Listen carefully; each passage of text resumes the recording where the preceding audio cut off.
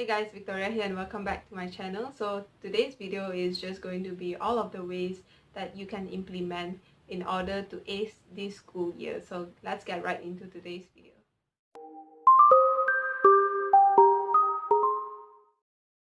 So my first tip is to get yourself a personal planner, and you're thinking, oh my god, planner. No, it could be any notebook at all, and for me I just got this grid notebook from Muji. It could be any notebook, but I'm going to show you this notebook to tell you how to use your planner properly. And so we have it. This is basically like a flip through now. So the first page itself, I have drawn the calendar, and you'll see that this calendar starts on the September of 2018 and it ends on August 2019. It doesn't start from January and ends. The reason for this is I mainly use this planner for year 1 MBBS, and my school year actually started on September 2018 and it's going to end on August 2019. So this is why the calendar is just all these months and not from January to December. So I drew all this calendar in. It's super extra. You can just print it off the internet if you want to, but I think that it is great to have a calendar in your planner. And I just filled in all the dates that I have from the plan that we have. So every year we're given a year plan, so we'll see like where we have holidays and where we have exams. And I just like highlighted all these.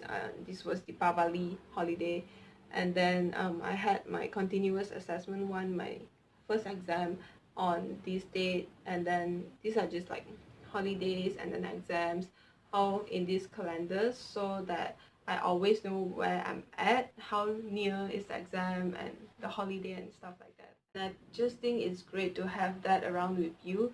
If you get the academic calendar from your school as well, then you can do this. Just fill in all the dates, all the important dates. When is SPM, when is the holiday, when is like PPT, all that stuff. Fill in all the dates so that you know what is going on. Then I have divided this notebook into tabs, so you can do that because you want to use this notebook for a lot of reasons. So just create tabs would help.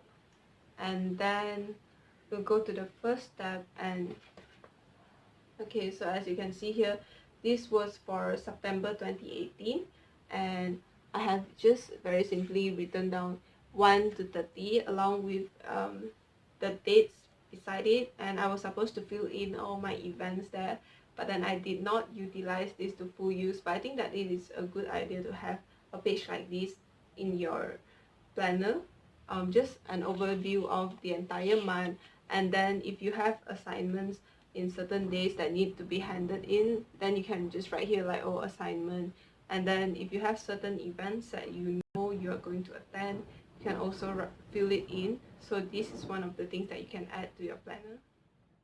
And then if you flip to the last page here, you'd see my schedule for MBBS year 1. This is the schedule that I have, and I like to have the schedule with me at all times, and I have this notebook with me at all times. So this is why I decided to include a schedule at the back, so you can include your class schedule as well. So the idea of the personal planner is just to make sure that you have everything in one place and that you don't lose stuff, especially information that you get from your teachers and stuff, and information about assignments, about homework, and about the important stuff to focus on for each and every subject. And sometimes leading up to exams, teachers actually give tips on which one will come out for school exams at least. You want to make sure that you don't lose all those things. So it would be nice to get a planner to make sure that you know all the most important things are written down only in this notebook. Don't go around like using a paper and then thinking that you'll keep it but you'll lose that paper. So just get a notebook where you write down all the most important things and you know that everything is in here. You don't need to worry, it's all here. Even like to-do lists, you can add them here as well. The second way to ace this school year is to have a checklist of all the topics that you need to learn, all the content that you need to learn before a particular exam. And I'm going to talk about this checklist more on an upcoming video. Maybe I'll upload it next week. I've already filmed it. I think I'm going to upload it next week. But if you're watching this way later, you can find the link in the description box below that will take you to this video of how to make this checklist.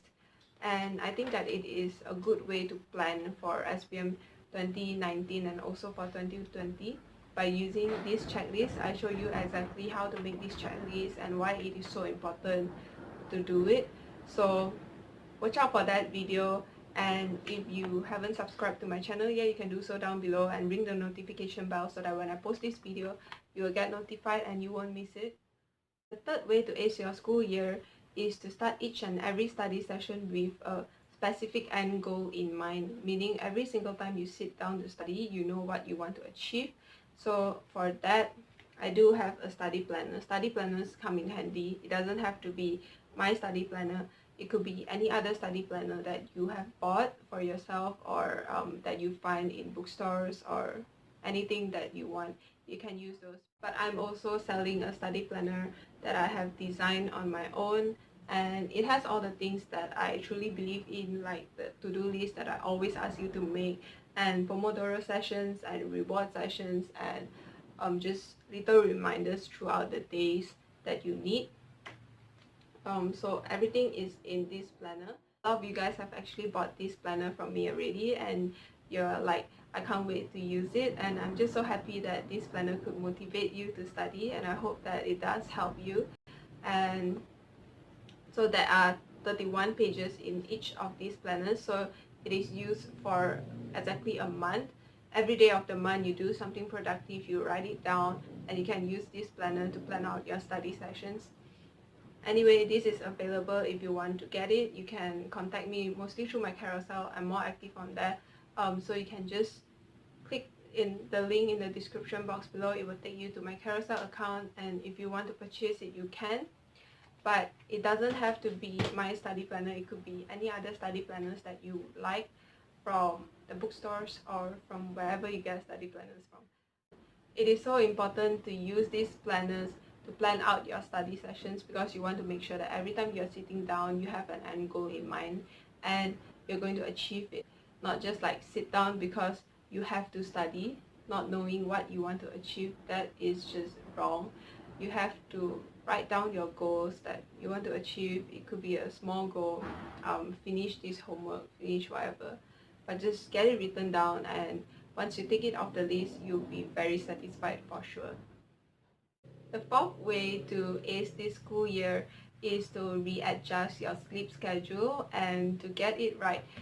Get 8 hours of sleep daily, and I know that school has just begun, has just restarted, and during the holidays we would have slept in until however late we liked. But now it's school, you have to wake up at 6 a.m. if not earlier. And I think that it's very important to adjust yourself to that sleeping schedule again. And one of the ways to do that is just to go to bed early. Set a specific time for yourself to go to bed. Like for me, it's usually 10:30, and I make sure that I go to bed every day at 10:30 p.m. when there's school the next day. I think it's important to be strict with yourself, because if you end up in bed just like scrolling through social media until like 2 to 3 a.m., the next day when you get up, you'll just be super tired, you'll be in a bad mood, and the day is ruined. You can't even like get things done because you're just so tired, and then you end up taking a nap. It's just a never-ending cycle, because when you take a nap, you can't sleep at night, and then so you scroll through social media, and then the next day you're tired, and then you take a nap. It just goes on and on. When you're tired, you're so much more likely to procrastinate than if you have slept well the night before and you're full of energy. So do make sure that you are very strict with yourself when it comes to going to bed at the exact same time every day. Turn off the phone, or just put it away, off Wi-Fi, put it away and get your sleep. Make sure that you do get 8 hours of sleep a day, because sleep is so important. At least for me, Like if I don't get enough sleep the night before, then I can't focus in class the following day, and not focusing in class is just a recipe for disaster. So do make sure that you fix your sleeping schedule and get it back to 8 hours per day. The fifth way to ace this school year is to simply to get yourself motivated to study. And I know that this is easier said than done. Sometimes we are just not motivated at all. But a good way to start would be to start writing up a bunch of goals that you want to achieve for yourself. If you want to know my 2019 goals, I'll leave a link to the video down below. I have a video talking all about it. But I think it is important to set goals for yourself this year, what you want to achieve, know that, and work hard towards it. And I'm sure that you know yourself best, you know how you can make yourself motivated. For me, it's just with nice stationery and with nice notebooks that make me want to study. Also, if you haven't heard about the Study Blur community, then you can definitely check that out. It's just a little community on this app called Tumblr, where it's a little corner where everyone is celebrated for studying. Studying is not considered nerdy or whatever, and everyone loves nice stationery, which is why I connect so well on there. And it's just like people posting pictures of their progress when it comes to studying, and they also have this thing called 100 days of productivity. So that is something that you want to get into when you're preparing for an exam.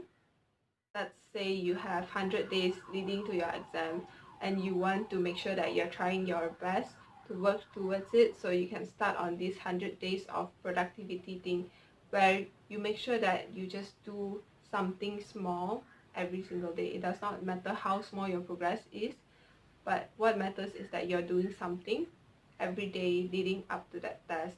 And so you can post pictures of your progress and like caption it with like 1/100 days of productivity and stuff like that. These are just little things that you can get into. But otherwise, if you want to become a silent member in the Study Blur community, you can do. You can just scroll through for inspiration and look at pretty notes and feel like doing it. At least that works for me. So know what motivates you and just use that as a source of motivation. It is so important to like keep yourself motivated for this school year, because you're either going to sit for SPM this year or next year. It's always important to have the curiosity to learn new things and to be interested in what you learn. That is very important. And also to know how lucky you are to be able to go to school and to gain knowledge. Not everyone has the privilege to do what you're doing, although it feels like we are forced to, and exams are causing so much stress and everything, but we are actually very privileged to be able to learn.